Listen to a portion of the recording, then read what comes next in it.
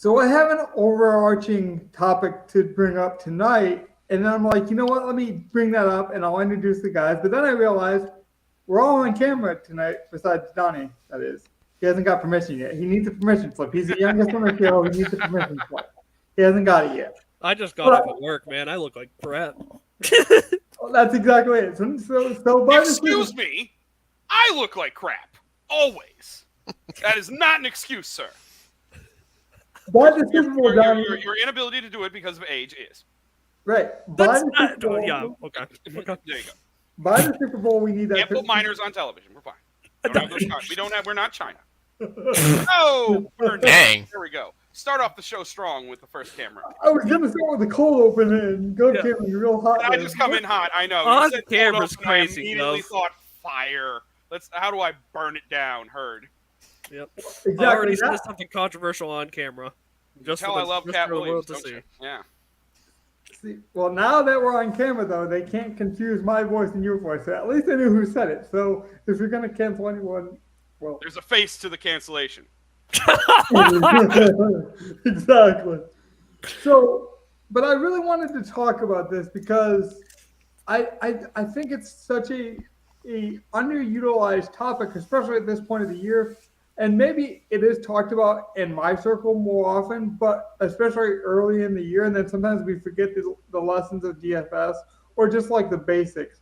And a lot of times we focus on like these ranges of like, I'm going to play this top quarterback, and then that's going to put me in this style of build, or it's going to limit me in this way.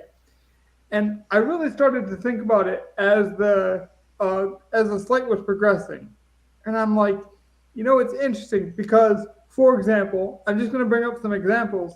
We played Devin A-Chain, who didn't do all that great, and you guys will see that as we do the review. But I'm like, he was expensive enough that you kind of needed him to play good, and if he didn't hurt you that badly because at least he had the home run threat, and he was low enough that like maybe you didn't pay for a Aaron Jones, and then Aaron Jones splashed, but like so. A lot of times when we pick players, we don't always think about the guys that we're not selecting because of it. Like, for example, I took Jameson Williams. I don't think I could ever convince Evan that Jameson Williams was a good player last week. But what Jameson Williams allowed us to do was pay up in another spot, which got us off of Jalen Reed. So because we avoided that 5K range, we avoided the 0 of Reed. So then Williams was a better play. But that's not always how it's going to be. But I think we don't talk about that enough. Is like sometimes by playing a player in this range, we're avoiding another range. And I think that's very important. I know we talked about that initially when we talked about running backs this week. Of like we have to get a running back in this range because otherwise they really fall off. It's an overall lineup construction like detail. You know what we do need to pay attention to. Because I think we do sometimes get stuck. I've told Logan this himself. Doing that is going stars and scrubs, which I am more likely to be like, why don't I just play 2 or 3 of those 5K guys?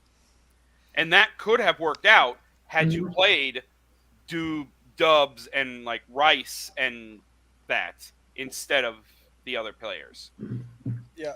Well, I want to say this upcoming slate, my favorite thing about this whole slate coming up is there's only 2 teams where you want to avoid not even avoid, but where the tight end isn't good. So you're going to be paying for tight end anyway. It just is a matter of how much. So, but I wanted to bring this example up. Like, so Christian McCaffrey is the most expensive running back, right? Yes, he should be. And Probably the most expensive player of I all. think he is, actually. And I'll look that up just to verify. Flex, yeah. So when you have the most expensive player, it's not that you shouldn't play him. He is. Oh, sorry, I have the. Yeah, he still is. St. Brian's behind him, but quite a bit, actually. Oh, yeah, of course. But when he's the most expensive, if you play him, you have to realize that you are going to have a similar build to most people unless you purposely leave money on the table or you purposely do something drastically different, like Donnie kind of alluded to, where you play 2 tight ends. or is that different this week? Like, really? Let's be honest. On a 4-game slate, I am much more willing to play two high. Chelsea before the Still, 3-game slate tactics are much more willing to overstack one game that I think is going to be really well. What's the game of the weekend? I'll just stack that one completely and then fill it in with everywhere else. Well, yeah, and I mentioned that, Evan. I'm going to get you in here, but you would have never liked Jamison Williams, but playing that range, he was he was similar price. He was like 3,600. Playing him last week, you're going to go up in a position. You're going to play like a St. Brown or Diggs. You're going to go up to that 7K, that 8K range, and then you're going to avoid the balance build. You're going to avoid the Reed, who got 0, and a small slate like Gov's talking about. Those 3 points make a huge bit of difference. But I'm not saying that Reed is a bad play. In fact, I think Reed is my favorite play this week because he actually got the targets. Green Bay just got off to a lead that we didn't expect, and they really didn't need him. Which made someone like Ferguson go completely off. Exactly. And so I do think there is something to that too. It's like sometimes people are going to have that bias, that confirmation bias almost, where they saw it last week. They're just going to assume it happens again. And sometimes it's going to because they're talented like a Christian McCaffrey. Other times it's like, how did that game script dictate that outcome? Romeo Doubs had big receptions, huge gashing, receptions. So of course Reed's not going to have the underneath opportunities he's used to having. So I do think there is some science to kind of uncover that. Well, Watson was back. Musgrave was back. There were a lot of extra targets to go around. And as you said, Doubs was the one who had the big gashing plays. Yeah, right. And the game just kind of got blown early. But Cowboys. Who could have seen that coming from the Cowboys? It's almost like Mike McCarthy got out coached again in the playoffs. But we'll talk about it because we'll do the lineup review, and we did talk about doing a Dak Prescott lineup with a Jordan Love. And it's funny because to be fair, garbage time, that would have worked out perfectly fine if you do actually a Dak lineup with Ferguson, I think, was one of the ones that was at the top of tournaments. Yeah, they both scored over 30. I do have some, Patriots news that I guess we could insert. Bill O'Brien officially is going to Ohio State as an offensive coordinator, so the Patriots now need a new OC again. Interesting. There's also the interesting as in meh. Yeah, interesting as in if Mac does play next year, sixth offensive coordinator, it feels like. I do think about 6 years ago, though, the coach carousel would have been a lot more engaged in the college atmosphere, where the only guy I've really heard of any kind of magnitude was Mike Vrabel tied to Ohio State slightly. But really, we aren't seeing a lot of that. So that kind of speaks to the dominance of the NFL. Speaking of which, I want to mention really quickly, the NFL actually saw very good success with the Peacock game. So whether you liked it or disliked it, look, if you don't want this to continue, you better tell your friends not to stream it next year because they saw. Oh, it's too late. They set every streaming record. They really did. Yeah, I know. It's gonna move to that. It's fine. Yeah, I already have the cock, so it's fine. It's absolutely over for anybody who can't afford it. Or can't. Yeah, I guess they. But the problem only now is when it's coming through a cable box, you have to do a whole bunch of things to steal that and link it somewhere else. Well, you put it on a streaming app that I can put on any Roku stick or TV. It's I hope people don't pirate it and stream it for a bunch of people in another app or something. I don't know, Discord. Well, yeah. See, Discord. That's what's going to be huge for someone like us, where it's very easy to stream things on Discord that you're not supposed to. It's one Chrome setting, and at least the other sites like Twitch and that are going to crack down on that stuff. Right, for now, and then something will crack down. But Discord will not care. They don't care. They allow you to stream anything on it. You just have to turn one Chrome setting off, and that's it. Yeah. I brought that up because a couple of years ago, they used to allow you to do the Sunday Night Football game, that changed because DraftKings wanted to promote Showdown. So like, even as like gamblers, DFS, football fans, like we always constantly have to adapt. So that's another lesson I want to take to the end of this season, especially as these games get more condensed and we're building lineups. It's like you have to have your convictions, you know, and you got to stick with those convictions and hope that you're right. Like this year, I'll tell you what, my lineups have not been the greatest, but my props have been good. So I'm like, instead of stoking the fire and trying to like deep dive and try to fix my lineups, it's like, no, what I'm doing is working. It's providing profit. So eventually, that's all you can really do. You just have to evaluate what you're good at and try not to go outside of that. You know, Evan, I feel like we've done you a disservice a bit because you didn't really know much DFS. We brought you on kind of to have that outside perspective, and we haven't really shown you much other than GPPs. Like there's head-to-head games, there's cash games, there's snake. I feel like there's so much that I can show you in the DFS landscape that could be interesting. So I guess that excites me for the progression of this podcast, even that there's just new things to introduce. Not to mention, he's not been around when we talk XFL and USFL, and now it's what is it now? UFL. It's the UFL. Yeah. Yeah. The United Football League. I'm curious because DraftKings tried to do both leagues last year and like split. Well, they were on at different times, so they could. But right. I'm wondering, are they going to allocate everything they had for both of them into one? Like, were we going to get decent tournaments? That's what I'm wondering too. Or better than like tennis and League of Legends and stuff like that. Maybe not as good. Maybe like golf kind of tournaments. Maybe not NBA, MLB. Like I don't think there's going to be like a 50K to first every week big tournament, but maybe you get like a 25K. But honestly, I'll say that one of the reasons I think this podcast has just been so much fun is we started this podcast around the XFL's reintroduction. Like that was basically our first couple pods.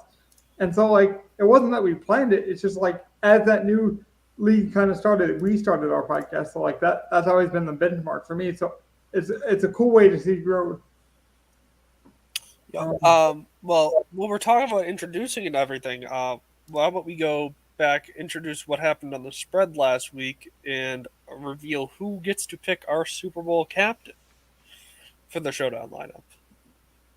Yeah, we can definitely do that. So last week we had it was what was it, a half a game difference between you and Evan, Gov? Mm-hmm.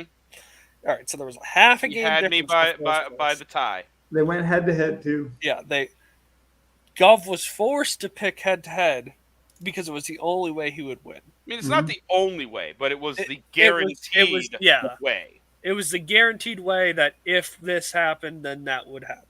Controlling your destiny. Yeah. I was honestly, like, I was debating just taking the points for Green Bay. That was the other game. It's like I could do that, and then if I win, I still need Evan to lose. So I might as well just take the Bucks, because if I need him to lose, then that means this is going to win. So let's get the snores out of the way. Logan had the Steelers plus 9.5 that loss, finishing his record at 15-21-1. Kicked out of the playoffs with a lose. I had the Browns at -2, and the Browns brown, just like the Cowboys cowboy, the Browns brown, finishing me at 16-20-1. Kicked out of the playoffs too. No more Logan and Donnie making picks. Evan had Eagles -3. Gov had Bucks +3. Finishing Gov a whole half. He is 17-18-2. Evan was 16-18-3. Quite literally a half a game from a push, essentially. You got to love the pushes. Yeah, the pushes. Donnie, do you understand how this push has helped me 2 years in a row now? It's been 2 years in a row because you beat me on the push. You understand how this is like the thing, right? It's yeah. The thing. Yeah. You get the thing. It's the thing. You see the thing? It's the thing. It's the thing. I'm gonna make a new rule for the pushes next year. Okay. That just ruined his whole day. No, that was great. You're great. And that's why we do the camera so we can get live reactions. Go ahead, Dan. Okay. Yeah. So, Gov gets the Super Bowl captain pick going into that week. Oh, it'll be fun. I want to know the teams right now. Please let it be San Francisco. Please let it be San Francisco. We know him. Hey, Actually, I think it would be a good pick, to be honest. Baltimore probably would be interesting too.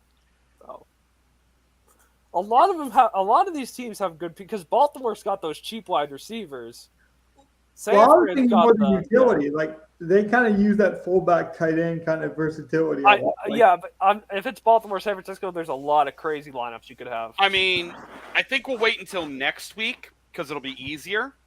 But when it gets down to the championship games, I'll give you the guys from each team. Like at that point when it's 14, I'll tell you who it's going to be depending on going into the week. So you know when we get to the Super Bowl, it's one of two dudes. And you know who they are. Yeah.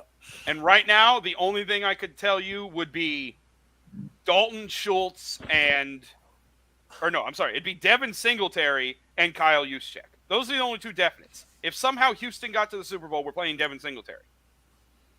Interesting. God forbid. Might be J-Mo with Detroit, to be honest. It might be J-Mo. Evan's crying. It's definitely okay. Actually, I'm going through it right now. It's definitely Big Mike if we get Tampa. 1,000% it's Mike Evans. Well, yeah, that's the only guy Baker likes.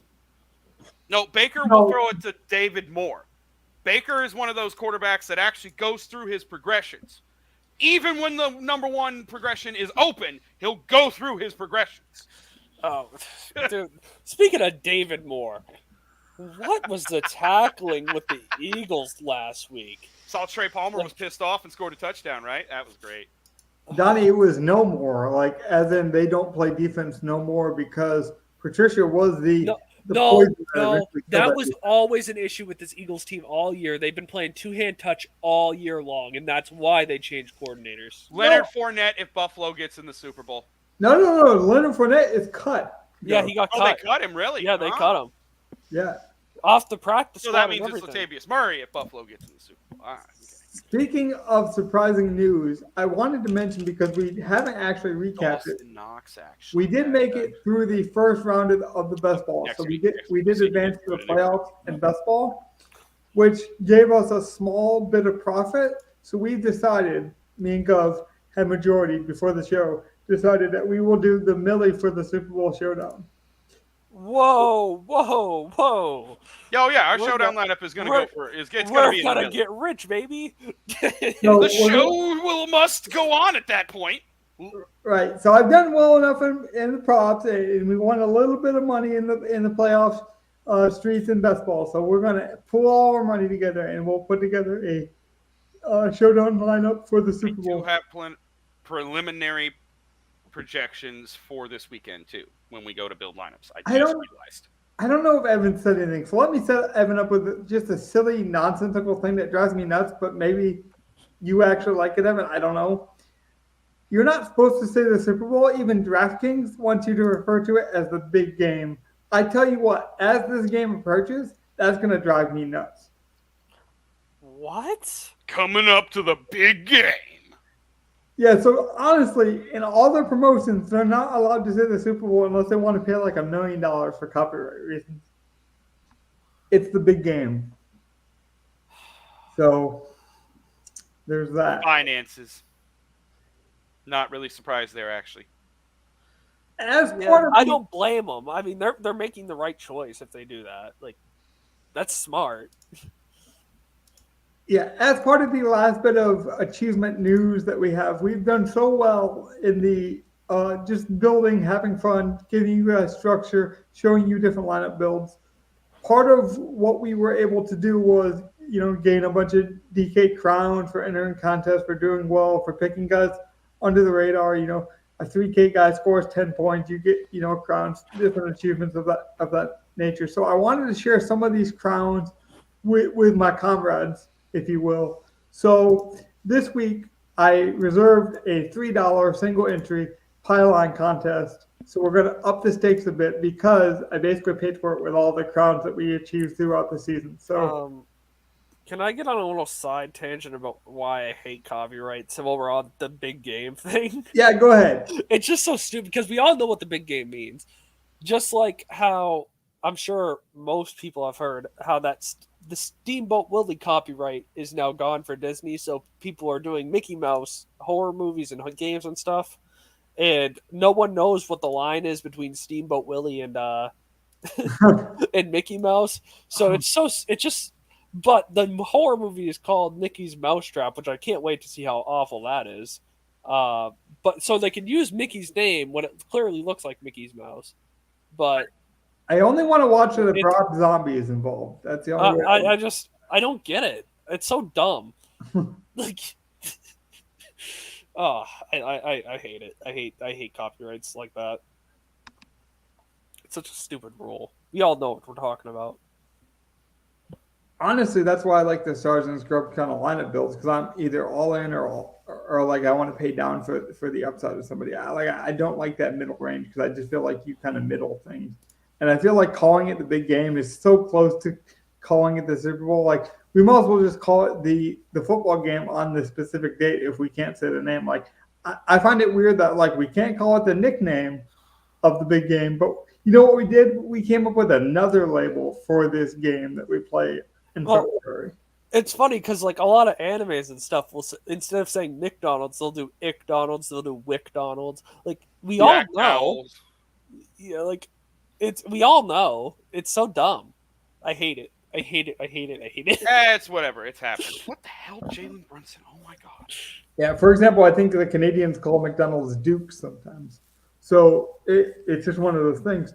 Now, since I'm on the screen, I thought it might be interesting to start with a lineup build, and then we'll go and review and then build another one if that's okay with you guys. That's fine by me. So one thing I thought would be interesting is there's the 3 wide receiver spots, and then there's the flex. So technically, we could actually pick 1 wide receiver, 1 running back each, and we have to make that work.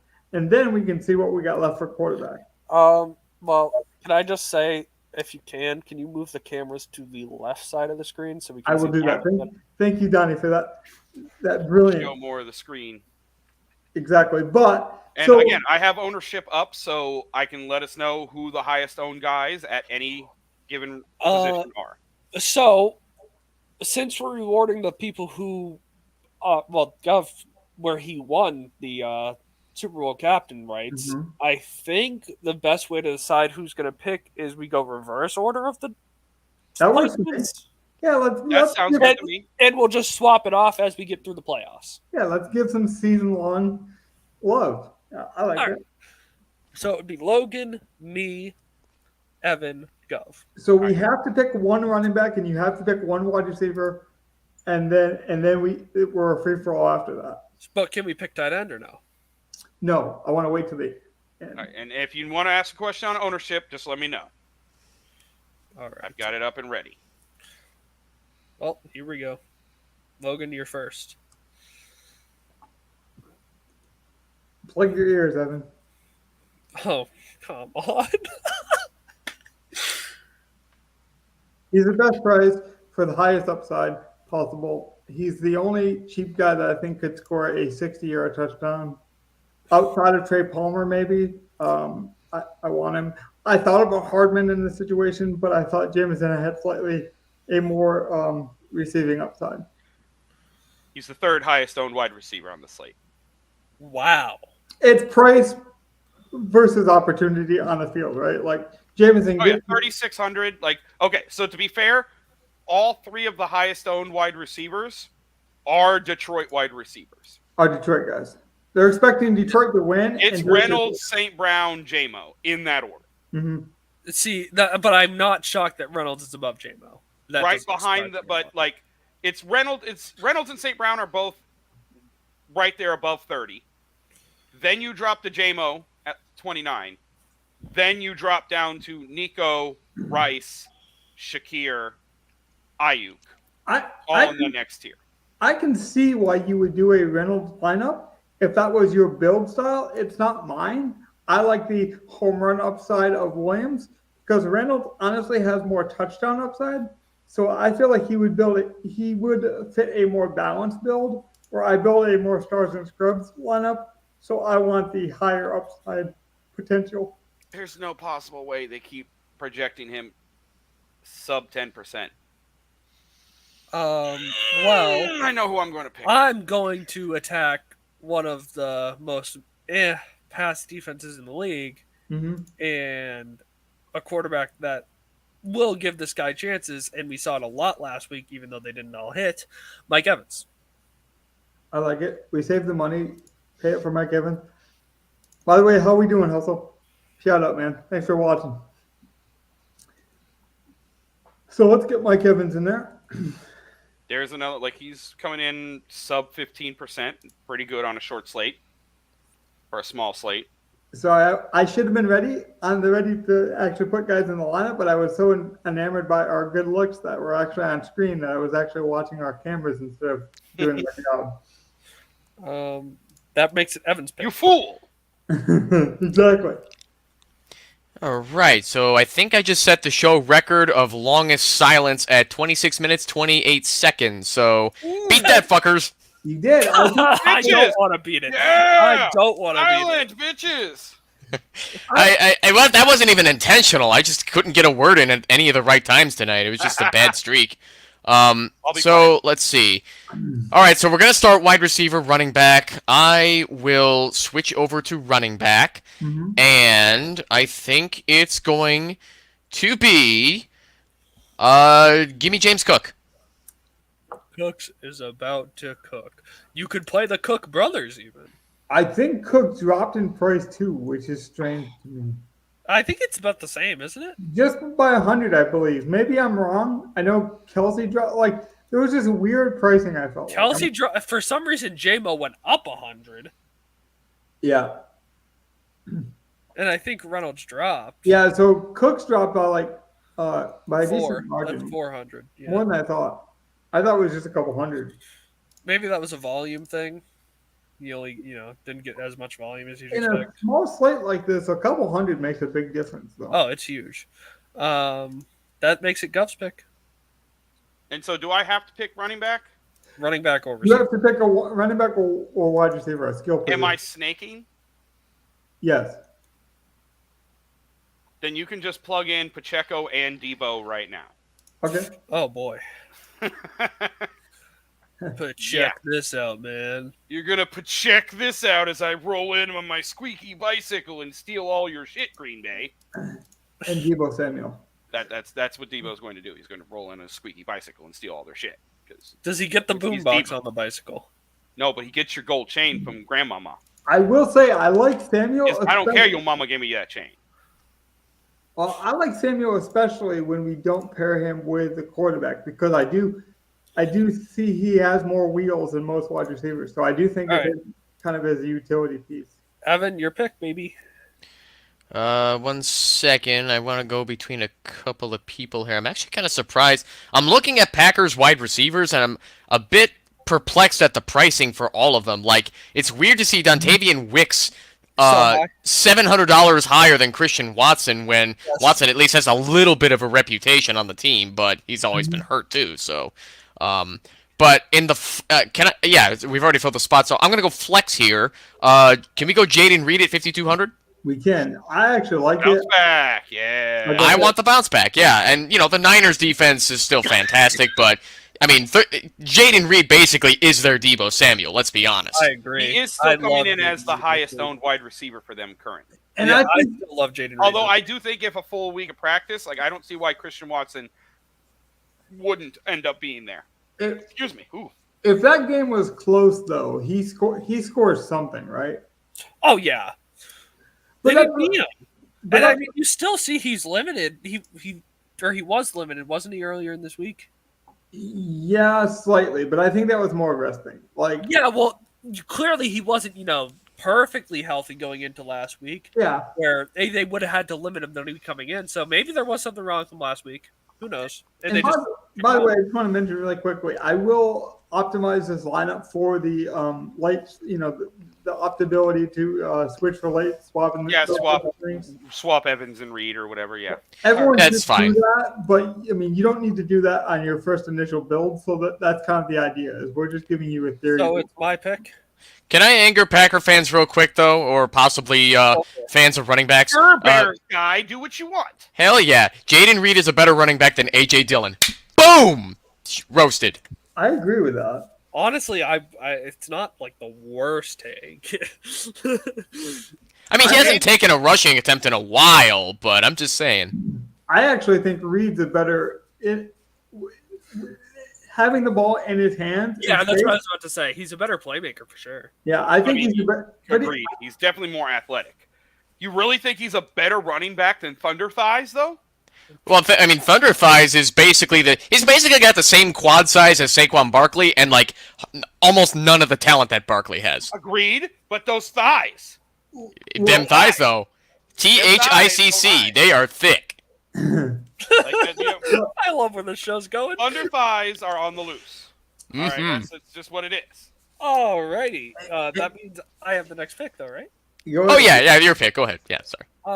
Obviously, the swap Logan if he's not playing, but Mark Andrews. I'm hearing good things so far. I know it's still up in the air, but I want Mark Andrews. I will say though, Andrews is interesting because I don't think it's Sam Laporta like, and I know Sam might have got there technically based on his price and he got a touchdown, but I don't think he was a good play. Like I'll say that right now. I think Sam was a bad play because I think you needed a touchdown, and even that didn't get you there because, Ferguson and those type of things went off. Andrews has kind of been resting for a while. I don't think they would have played him in any other scenario than to actually be the primary guy. I think it's fascinating that Andrews. Well, when did he go to IR again? Week 11. Week 11, yeah. So he's been reasonably cheap for tight end. Weeks like 4 through 7, like under 6K. Like I don't know, maybe it's just me, but I think Andrews deserves more. But I guess other DK people disagree. He's a very slept-on player. Oh, absolutely. And when they put him right back in the lineup, he's gonna get his targets back. So yeah. I don't blame you. And that's the thing is, Logan, I will say, if he's not playing, just throw Likely right in there. Okay, I was gonna ask you because I'm gonna start doing that. If you put a questionable guy in, I'm going to give you first dibs on who we replace him with. I got to start getting that before the show. We honestly might need it for flexibility because I just did the math, and if we do this, our picks are already set. There is literally only 2 things we can do. I was going to say I haven't even looked, but I'm going to just plug in. Well, I think that's kind of fun. And then the cheapest quarterback as well. Yeah. But I'm not mad at that. It makes sense. Like it's not awful. Baker, Evans, Tampa defense with JMO. And then we get Cooks and Checo. Andrews, Debo, and Jane Reed. It's kind of exactly what I wanted to do, though. I wanted to take the most important position and not like hyper focus on it and just build a good lineup outside of it and see where it landed. Now, can I make a suggestion though? If Andrews doesn't play and we go Likely, can we move up on defense? Because we can't move up anywhere else really player-wise. So if we look at the defenses, does that get us to Kansas City? Because I really like Kansas City's defense this week. It might. If we wanted to, honestly, it gets us to Kansas City. What we normally do with Evan, this kind of fits. Because, looking at this slate, the 3 low-owned quarterbacks that you could stack would be Baker, Jordan Love, and C.J. Stroud. So this sort of fits. I agree with the stack with Baker to Evans because I think they're going to give Detroit a hard time, but are we going to go with the quote-unquote story that we're telling here, meaning that the Buccaneers are going to just dominate the Lions? I don't think they're going to score with Baker and Evans, and the defense is probably going to get a score somehow. And we've seen Goff turn the ball over a lot this year. Or a special teams play. That's what we're saying on the Tampa side. Because we're not overstacking Baker. So for them to win, it's like Baker does enough and gets Evans a good game. But then they probably have a defensive or special team score that makes the Tampa Bay defense optimal on this small slate at their price. Because they're min-priced. if the Tampa Bay defense gets a pick six or a punt or a kick return, they will be the optimal defense to have at that price. So that, forgetting the stack, just that as a value play is viable, even if you have a Detroit guy on the other side. Because I could see that happening, and then Detroit doesn't do much. They'd maybe like come out flat and J-Mo gets his touchdown, but Tampa does win. But I don't need Tampa to win. Like, this doesn't scream to me that I'm saying Tampa wins like 30. We have to play a defense out of 8. Like, there's only 8 defenses left. But here's the thing that makes a lot of sense. We don't even need Tampa to win because Baker's the cheapest. But if Baker is pushing the Lions, they are most likely, getting that rebound score, and that's going to be more Jameson Williams. Yeah, this could totally be viable with like Tampa Bay losing 21-20. Right. Like, the only thing I say is if Andrews misses, I would go likely and move up to the Chiefs defense. We can, yeah, and even right now, like, the only way we could spend our remaining $100 is on the Packers defense, which I absolutely do not want to do. I don't want to part with that. So, how do we feel about that pivot, though? No, that pivot's absolutely fine. I mean, I wouldn't mind getting away from the Bucs defense, considering that I think Detroit's at least going to give them a game. But even if the Bucs don't score on defense, they're going to get quite a few sacks on Jared Goff, because I like the Lions' offensive line, but they're not going to stop that elite front. Well, and like we said, Jared Goff has made a lot of turnovers this year. I don't know what his interception numbers are at. If you want to pull up his stats, Logan. Jared. Yeah, Jared. And he's lost a couple fumbles this year, has he not? Yeah, he does not have the biggest hands. He does fumble more often than he throws interceptions. I don't know if this is worth mentioning, but at least in the last several games, Buccaneers have not had an interception since Week 16. So it's been quite a few weeks since anybody's done that. I will say I haven't done the research. I'm not the biggest analytical guy, but I keep hearing how Jared Goff has destroyed cover 3. And Tampa runs the most cover 3 of anyone in the league. Well, I just point out, like, these two teams played in Week 6, so we have a little bit of a sample. That was in Tampa, so different weather conditions. That was also a week where Gibbs was hurt and Montgomery got hurt at halftime. So that game ended up being like a 34-something shootout, if I remember. Did you guys see the clip of Todd Bowles at a press conference? And he was so confused because there was a reporter who asked him how they're going to adjust to the Detroit weather. I did not see that. That was he was looking at him and he's like, Donnie, "Oh, I think we'll be fine getting off the bus." Don't do that. Don't do that. Learn now. Don't do that. No. What? It's a bad that's a bad reporter to ask that question. That's not even funny. I thought it was pretty funny. That's a face palm right there. He said, "I think we'll be fine on the 20-minute trip off the bus, or 20-second trip off the bus." So it's kind of like what I said in what happened with Week 6 with the Buccaneers defense. They got 3 sacks on Goff, and then they gave up 20 points, and that was it. They did not really make many plays. Was there any turnovers at all? No. You could just pull up the Bucs defense on that one to check. What do they score, Bucs defense? Not that it matters because hold on. Yeah, it was like 4 points for 3 sacks. Yeah, The Lions' offensive line is very good. The Lions have a very good offensive line. They have the best offensive line in the playoffs. That's why I said I like them. That's what makes him such a force in this playoffs. Now, what kills him is that, man, if that's secondary, then this is a bad matchup for him, with the secondary being as weak as it is and Tampa being a passing team. But it's the same thing other side. Like, Detroit's shown that they can pass very well, and Tampa's pass defense is mediocre. Well, that's not right. That can't be. Why you do that structurally, Gov? I want to mention 2 things quickly about this one that I like just from a structure standpoint, to go back to that. Is one I mistook it with the Houston game that was the blowout. It was 20-6. Detroit won. Yeah, 26. Yep. But the game was a lot closer than people realized because Trey Palmer was like a fingernail away from scoring 2 touchdowns in that game. And if you remember, I think that's the week Jay won all of his money, and that was also where Godwin dropped a touchdown, which would have pivoted him up to first place and some more contests as well. Yeah. Yes, I do remember that. Yeah. Also, yeah, you're right. Also, let's not forget the Eagles also beat the Bucks early in the year with the similar score. It means nothing. It's not the same game. And they also changed defensive coordinators at that point. But Donnie was not with us a couple of weeks ago, and me and Gov and Evan had a great conversation, and I was talking about playing tight ends off of the IR because when you get a questionable tag, Evan kind of alluded to it earlier, the price drops on DraftKings because DraftKings uses some logic, they use some football know-how, but then they use analytics, kind of like Gov does with his projections. And so when a guy goes on IR and just doesn't perform, the computers are obviously going to push them down.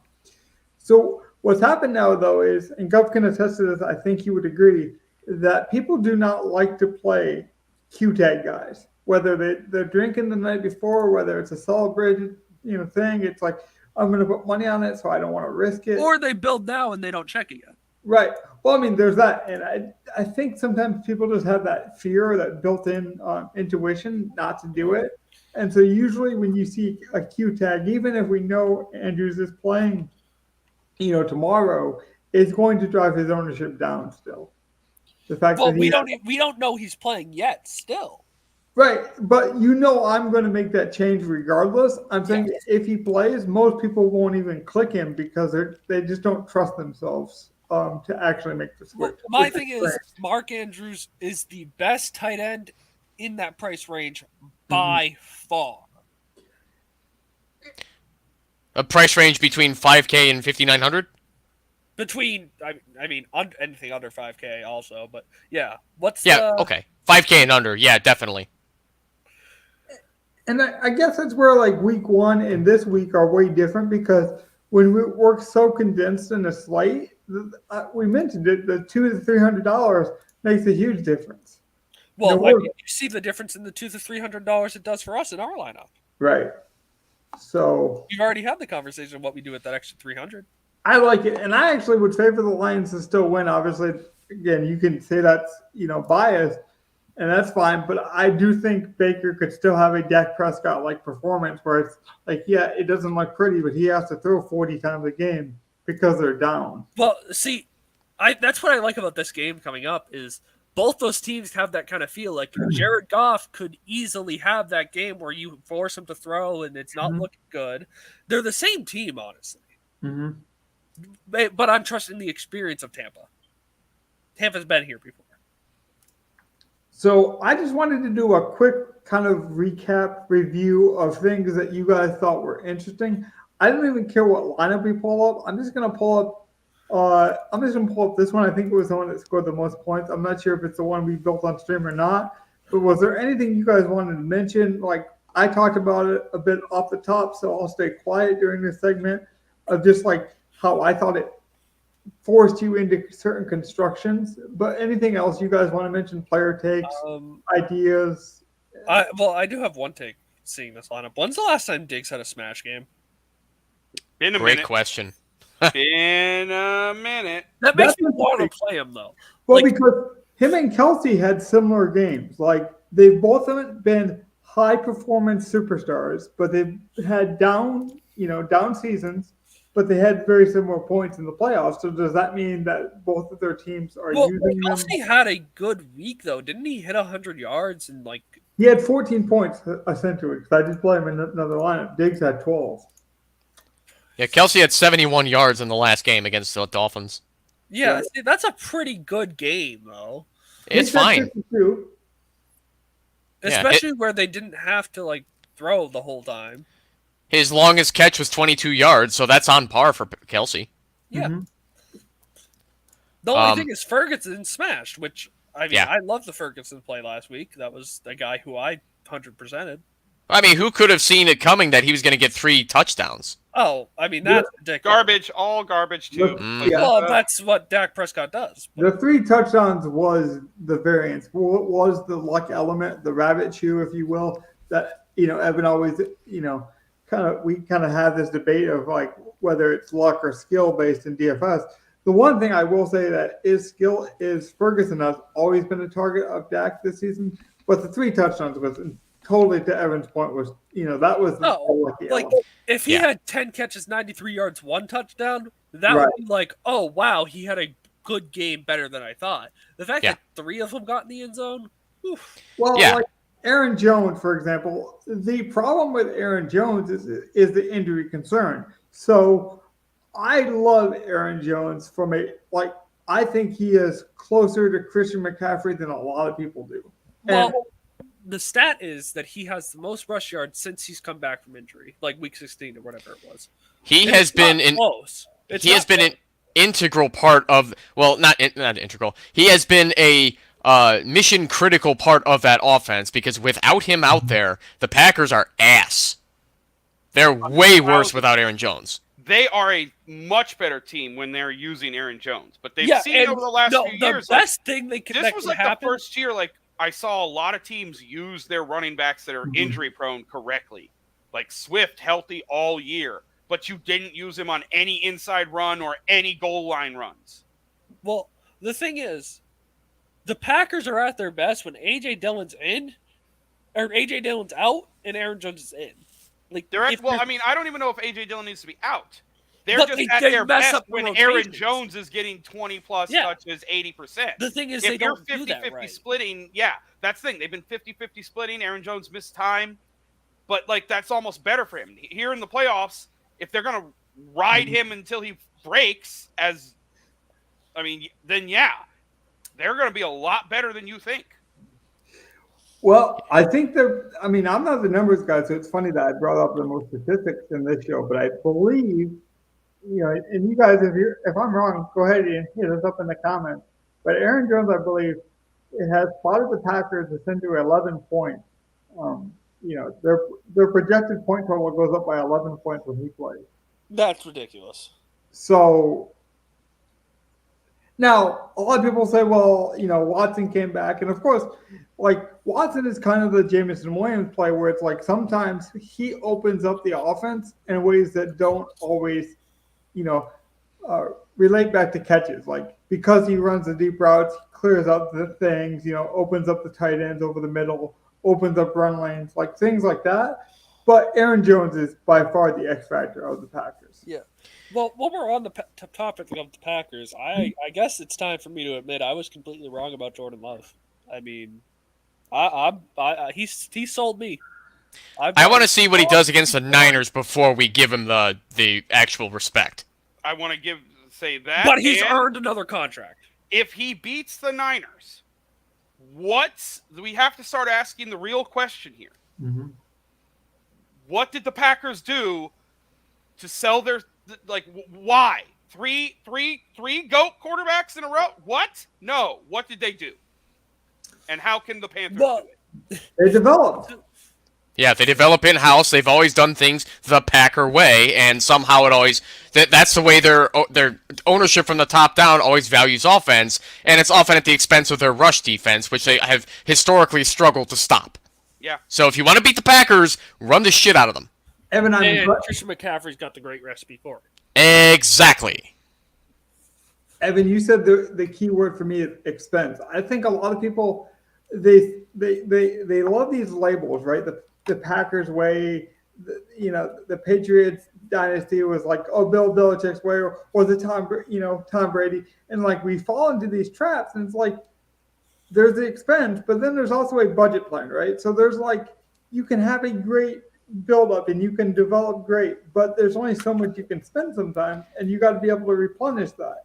And what I think is what happens is people are like, well, this, like the Steelers, for example, they're a great example. People are like, well, Tomlin is always going to win 9 games. It's like, yeah, but then if he wins 12, it's like it's almost odd too. And I think that's just the wrong way to think about it. What about that didn't you like? I mean, you said these were like trap phrases. So, like, what I said about the Green Bay Packers, I mean, Packers fans will even tell you that they always struggle on against the run on defense, and it's odd when the Packers even draft a linebacker, for fuck's sake. Like, I was amazed that they went after Quay Walker. which was also a weird pick considering that there was another guy on the board that would have been better. I forgot his name though. What I'm saying is though, like a lot of times we give people too much credit for sometimes the things they get right, and not enough credit for being able to say, hey, we got to do things differently, or this is such an outlier that I don't care our history. We have to do this. For example, the Lions for years would take wide receivers early in the first round, all of them flamed. People were like, don't take Calvin Johnson. I don't care how good he is. Like, we just don't have good luck with him. And we took Calvin Johnson because it was the right thing to do. And I think people fell into the trap. For example, with Bill Belichick, it's like he can never draft a good wide receiver. It's obviously one of his weaknesses, but that doesn't mean that he shouldn't try to keep developing that. I'm not sure that applies much to the Lions because, I mean, the quarterback has to have somebody to throw the ball to, and who else did the Lions have at that point? Because Barry Sanders was gone. Well, but that's what I mean is like people will fall into the narrative of like, oh, well, this guy is always bad at this, so don't do it no matter what. You know, we'll find a way, or but it's one of the things that I feel like if you're really good at developing, you're good at developing, and I don't think the Packers get enough credit for that. It's not just quarterback; they have one of the more younger wide receiver cores in the league. Like that also helps, Jordan Love.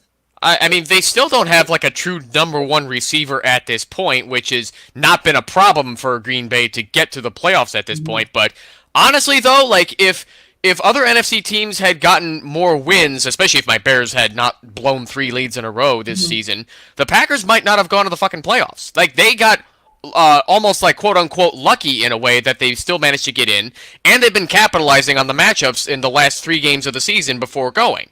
So things are just starting to click for them. And I mean, as a fan of their rival, the Bears, I've watched the Packers do this for decades. I've seen the way they do things, and it's especially frustrating as a fan of their rival because I don't remember how many wins we've gotten over them in the last 15, 20 years. That's how dismal it's been. Speaking of development and unique ways to do things, do you have another idea how to build another lineup? I was just going to throw one more out there in a quick rapid fire kind of way that we could just give people a compare and contrast. Do we want to do the opposite this time where we don't pick a low-owned stack for a quarterback wide receiver? Do we want to go the opposite way? So what you're saying is stack Brock Purdy or Lamar? Yeah, start there and then see what we can do. Highest-owned quarterbacks. Sure. Yeah. I See if believe we can find some low-owned value that's not the stack. Yeah, that's a good like bounce-off play. You build one with a low-owned stack. Now you can play Chalky Pacheco. Now you can play Chalky J-Mo. Doesn't matter because you have your low-owned stack. Okay, I like that. Now, let's put in a high-owned stack and see if we can find some lower-owned value.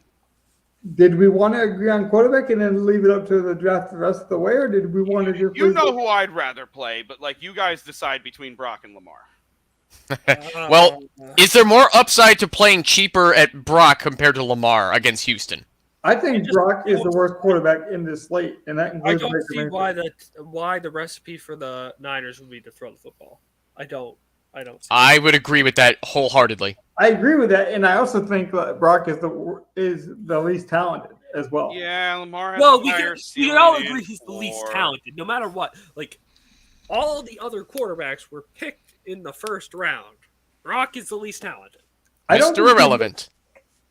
Yeah, but I don't think most people would say that. Like, I think some people would say it's Baker, but I significantly will always argue talent and what you do with it is completely different. It's different, right? Mm-hmm. Yep. Exactly. Okay. And I think that's why DFS guys. So we're doing Lamar, aren't we? Yes. Okay, we're doing Lamar. Yeah, because Houston can force Baltimore. Okay. So, looking here, his highest owned stack partner. Right? It has to be Andrews. It's probably not Andrews because of health. Zay Flowers. I like that. See, I would much rather just go with Odell. What do you think? What are you thinking with Odell? He's significantly cheaper. He's on the upswing. Now, here's the real question. Or you guys debate whether we want to make it a double. But then the real question is, on the bring back, do we want to bring back, first off? Yes. Do we want the highest owned bring back? I think if we have a bring back, it's got to be Collins. I was going to say, I don't think it has to be the highest owned bring back, but if we can afford Nico Collins, absolutely yes. I would rather He's go the Schultz. second highest owned Houston guy. The highest owned Houston guy It's Schultz. is our Super Bowl captain, Devin Singletary. Oh. That's a bit of a surprise. I know, the matchup kind of thing, but 5,700, he is probably the cheapest starting running back of all these teams. Yeah, and Dameon Pierce is ass now, so who the hell else is going to take carries from him? Like he's actually, I think, looking at it, like, he's definitely the cheapest starting running back of all of these games. Cook is more expensive. Pacheco is more expensive. Rashad White, Gibbs, and Monty more expensive. Aaron Jones, McCaffrey's definitely more expensive. Yeah, Pierce is like, wow. Like, actually, the ones that are cheaper than him would be like the Baltimore guys, because you don't know which one of Gus and that is going to get there. Or maybe it's Dalvin Cook gets a touchdown. I was going to say, you were in a perfect game script for Pierce to get some kind of like momentum carries, like the game's out of reach. Even Gus is more expensive than Singletary. No, thank you. That's the thing is, like, Pierce, like I say, he was in the, like, let's get, him some touches. Let's get him in the offense. And they only gave him 3 carries and a blowout victory. Yep. And he went absolutely nowhere, Dameon Pierce. So Singletary's getting the volume. Yeah. But I think our stack should with Jackson. I don't see why it should be anybody different than Zay Flowers, because Odell Beckham's targets are just too all over the place. Like, honestly, I agree. If we were going to double, I would want Andrews or Likely. I mean, we could go tight end. I don't see why not. I kind of like the idea of double tight end where we go Andrews, Kelsey, but maybe I like double tight end this week a lot. If we were to do double tight end, I'd rather pick the second tight end to be cheaper, like a Dalton Schultz, or even, well, I don't know if I want to take my chances with a Luke Musgrave, but we can agree that it's Flowers, though. I would agree with that. Okay, so we're gonna go Zay Flowers. Yes. Cool. Okay, so we're gonna draft from here, right? Yes. Yeah, I think we can start from there. Okay, so do you same order? Yeah, you want to restart the order? We can do the reverse order. Go, Logan, you're first. Okay. Let's see. We're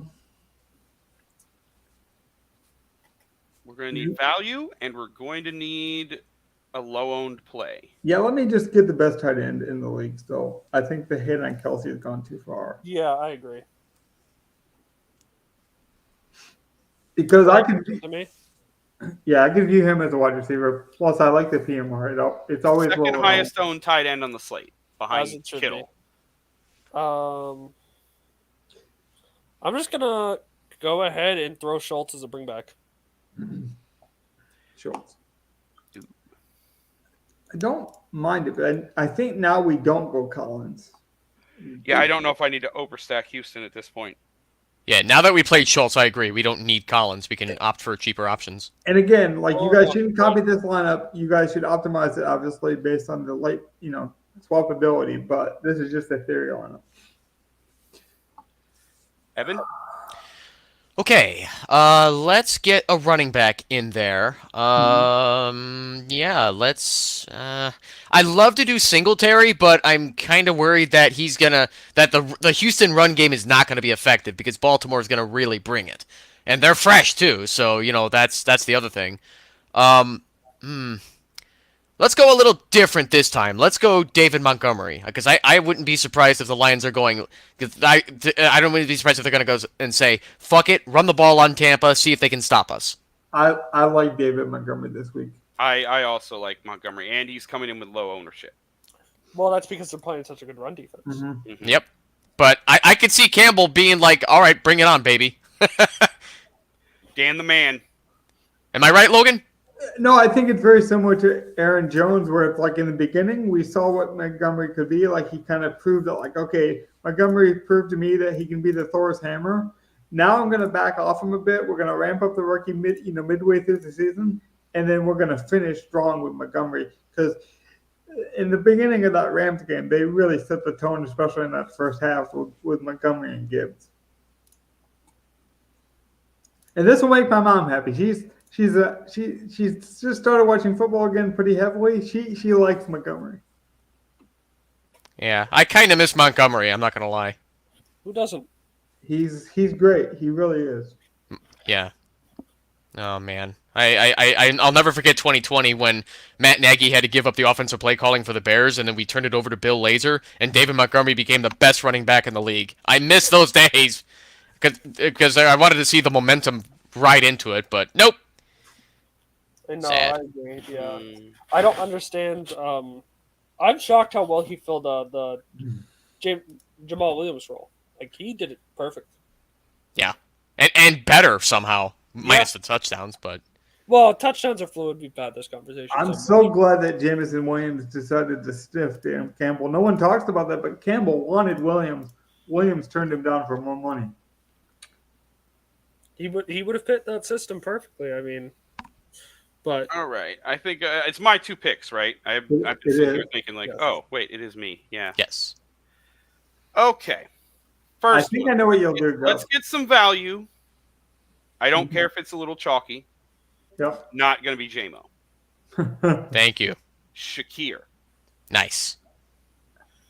I like it. Now, do you still like it if I can't remember the guy's name. He was supposed to be good. Gabe Davis. Even if Davis is in, I kind of like Shakir still. I like it more if he plays because I think people will be scared of it. Yeah, I'd be surprised if Gabe Davis got like minimal snaps in this game because he didn't even practice today either. Mm-hmm. Yeah, I'm not scared of Gabe Davis. Like I said, I actually like it better if he plays because I think the ownership will be lower.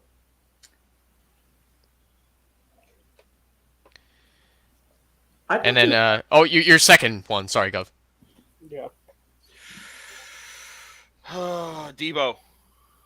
Again. I love Debo this week. I'm locking him in all. Will have Debo in every lineup. I haven't had him on my radar, lineup. but now I have to because you're so high on him. I think I have to.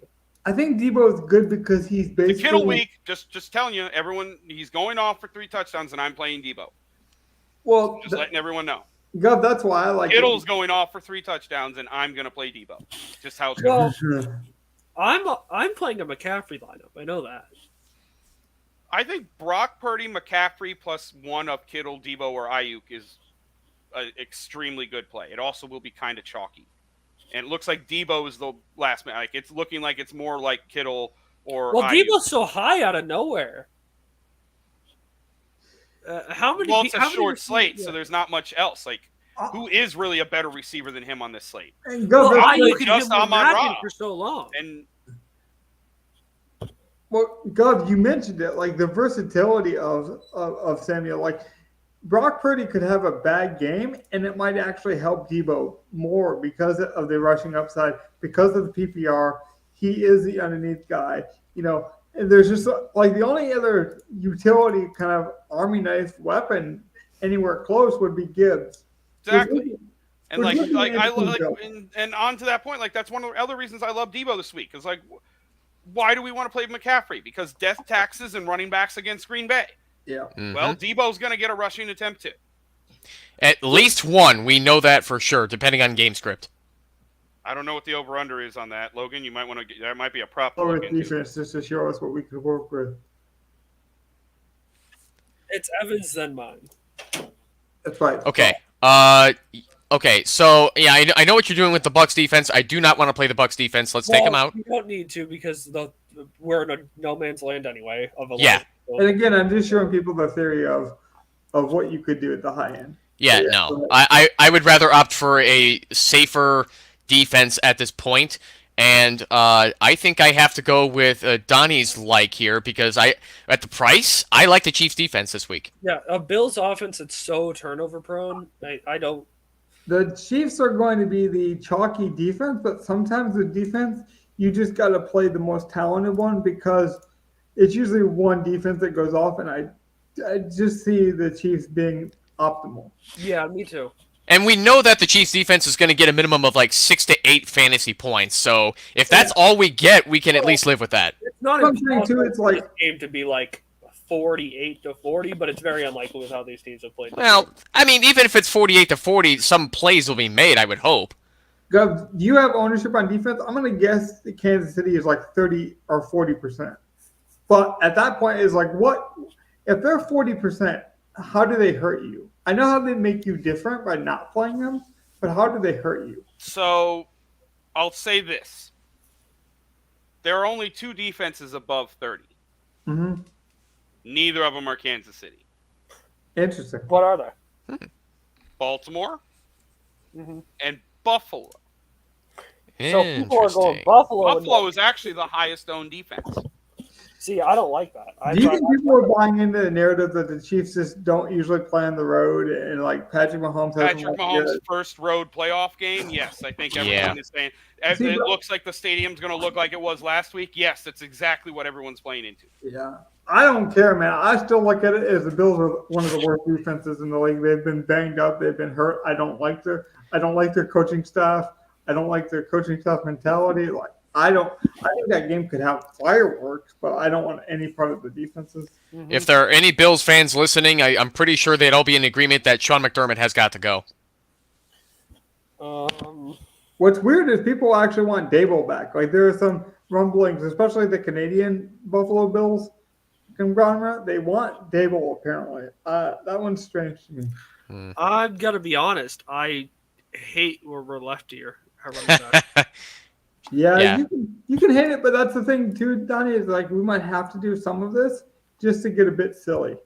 Like you need to get a bit lucky somewhere. I guess I just go Hill. Hill?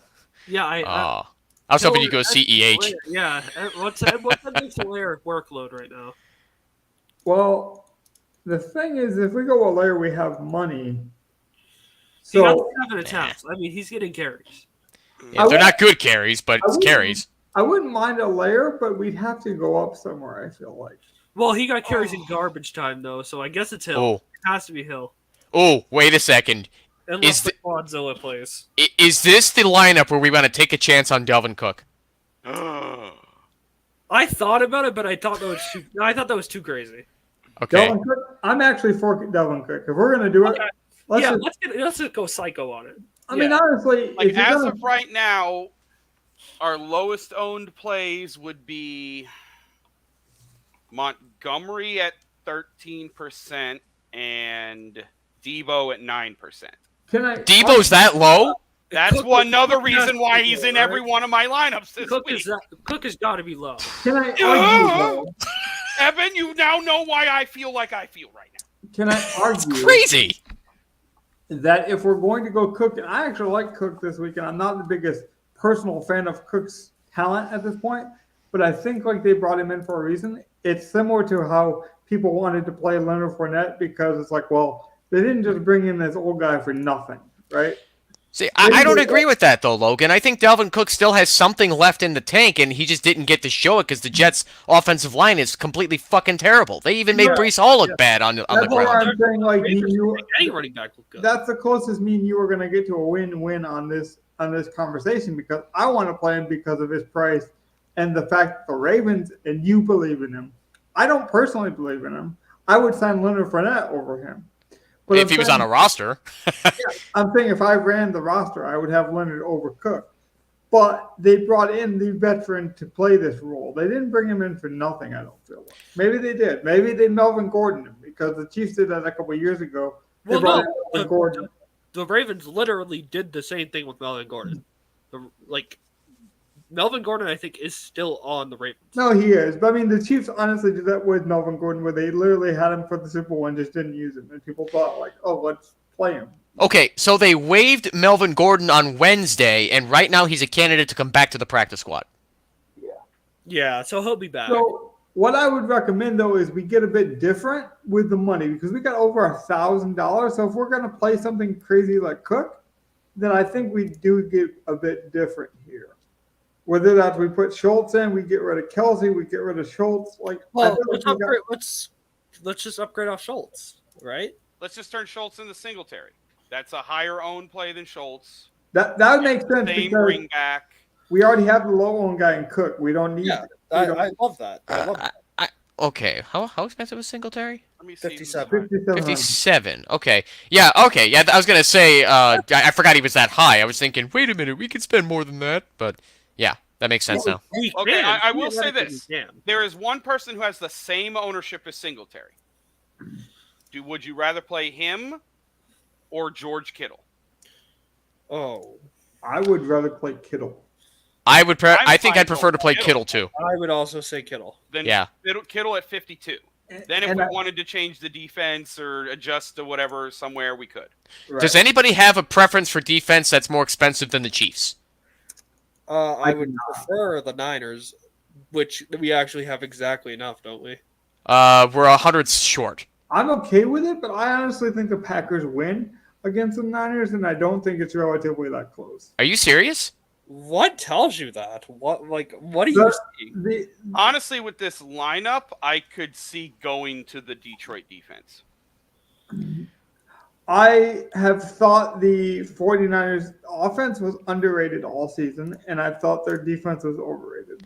I'm a little worried going up to the Lions defense because they do get sacks with guys like Hutchinson, but they don't really have a lot of good playmakers that are consistent. Yeah, they don't. They do get interceptions. You would be hoping Tampa comes into Detroit and plays poorly, which, like, all we would have is the defense and Monty. So it's like, okay, Detroit's able to run out the clock, Monty gets touchdowns, and Tampa Bay sucks. Right. I think Gov's saying we should play it more from a landscape perspective of, like, we're already projecting a lower scoring game, a ball control What game. can we, if we look at the defenses, what can we afford? That's a good question. Because we can get up to 33, so anything 33 down. So Detroit, Houston, anything except Baltimore and I really still am landing Chiefs here. Or better yet, do we upgrade from like a Shakir? Well, I was wondering if you go up from Montgomery to a Gibbs, if we had enough for that. We don't, though, right? I'd almost leave Kansas City and then switch Cook to Edwards. We could go Gibbs because we'd have 100 left over if we make that switch now. Ooh. It wouldn't matter to me. I think both of them are going to get workload. I agree. Gibbs is lower owned. No matter what, they're both good plays. It's honestly like kind of what I mentioned at the top, where it's like Jamison Williams against Reynolds. I think both of them are going to have production. They produce in different ways. Exactly. And it's not like Gibbs gets amazing PPR volume, but he's going to get more than Monty. Oh, yeah. Agreed. He does. My thing is, when push comes to shove, at the end of the day, I think we all think Gibbs is the better player. Do we play it based on ownership? So, like, we're playing Gibbs because he's harder to get in a lineup? He's lower owned. He has a higher ceiling. Is he lower than Monty? Yes. Oh, fuck it. Let's put him in. Monty's 13, which is low owned, but Gibbs is like Debo. He's like 9-8%. Oh, we got to get in Gibbs now. Wow. Yeah. No, Evan, that's why, because like I said, like, that's why I was trying to mention, like, you might not like the Jamison Williams play, but, like, that avoided Jalen Reed because sometimes with Gibbs, Debo, and Cook, we have all the low ownership we need. Yeah. I love this lineup, to be honest. I actually do, too. This is really good. As well. I won't be building a Lamar lineup this week, but this is a really good lineup. So I could bring this point up again, but I just think it's so important to hit on. You guys got to realize that Jalen Reed scored 0 points, was outscored by Jamison Williams by 2 points. Maybe that's lucky, maybe that's not. Game script. But what I'm saying is Cook could get 0 points, and we hit everything else, and this lineup's so casual. Yeah. Mm-hmm. Yeah. Maybe he's minimum salary. He lets you do so much. But if Cook gets on the field, he's gonna score. I think there's a touchdown. He pays off. So that's my point. Is his upside, what he could do for this lineup, separates us. He's been on the practice squad for 2 weeks now? Yeah, and if he fails, though, Donnie, to that point, he can't really fail to the point that it hurts him. Well, they officially signed him to the 53-man roster, so he is available to play. I don't know if you as long as he's active on game day. Right. They swapped him for Melvin, so. But the easiest position would be running back. Am I wrong? Like, you pick a hole, you run in it. It's simple terminology. Speaking of Gov is probably the most experienced outside of me in terms of how does Cook fail in this lineup from a DK construction standpoint? Forget the name on the back of the jersey. Like, how does he fail? If he gets like, really fail? I mean, if he gets the same workload as he did on the Jets, that would be a fail. No, because if he gets on the field, to me, it's a success. Like, I need to see him on the field for 5 plays. And I'm like, okay. I mean, if he doesn't do anything with them, then I'd be disappointed, right? I'd be a little disappointed, but I just want to see him hit the field. And Tid, I don't know if I'm saying your name right, Tidreek, but I feel like Rashee Rice is one of the most slept-on, up-and-coming wide receivers that a lot of people are going to forget to play. Like, Gov, do you have ownership on Rashee? Yes, 1 second. I am in a little bit one of my good friends is in a sweat right now in NBA. Oh, nice. So let's hope Giddy and Jalen Williams can get him oh shit. They only got to get him 10 more points. Well, oh my God. He finally found a good reason for me to at least turn on a Giddy game, so I will say that. OKC, Utah, 4th quarter. Hey, OKC has been very good this year, Logan. Yeah, I know. I played Shea. Just like Evan not knowing how to pronounce the man's name, I'm not going to tell you. Rashee. Let's see. Where is he? I have. Okay, so he's going to be high owned because he ran off. Fifth highest at 20. He's one of those guys in that 25% range with Nico, Shakir, Ayuk, just below the chalky Detroit guys. I agree with that, and that's the sad part is I want to play him. I took a ton of him in best ball. Like I was high in him and Tank Dell, but at some point, even my love for guys like even Jameson Williams, if he ever does really good, I'm gonna have to stop playing because at some point the price and the ownership are still gonna influence me. And look, I wanted Rice in my lineup last week. There was almost no way I wasn't going to play Rice, and I still think he could have a good day. But the chance that he's better than Kelsey, I'm just not ready to swallow. So if you want to go and beat me, I'm going to play a lineup similar to this, and I won't be mad if Rice goes off this week. It's just I'm going to trust the veteran and Kelsey to kind of flip the switch. Maybe it's his brother retiring. Maybe he knows the clock isn't on his side. But I just think I don't think Kelsey officially has retired yet. Honestly, I really don't think he officially said anything about that. And that's the thing. I don't care about official. Like we know they're old. Like this is their swan song, if you will. I just think Travis Kelsey's gonna have a good day. I mean, at the very least, he's gonna get like a minimum of anywhere between 7 and 10 targets, and if his longest catch is 24 yards, he averages 10 yards per catch, and even if he doesn't fall in the end zone, it's still good PPR volume. I love this lineup because I think if you looked at our tight ends as wide receivers, you'd be like, how are they priced at this level? Gov talked about a sweat. I don't want the man to dehydrate, so I'm going to go. No, you're good. It's going to be fun. I hope Adam takes this shit down. I hope so too, buddy. Follow his Twitch, by the way, if he does, because he does give you guys great NBA content as well. He's a Twitch streamer, works very hard, loves the NBA, so I couldn't be happier for the guy. But speaking of which, I couldn't be happier with these lineups. I'm very appreciative that you guys join me every week. This might be the last fun, really exciting, different playoff kind of structure lineup, but I do think up into the big game, we will try to provide you guys content. But with that being said, we'll see you guys in a couple days. Take care. Have a good night, everybody. Have a good night. Peace out, everyone.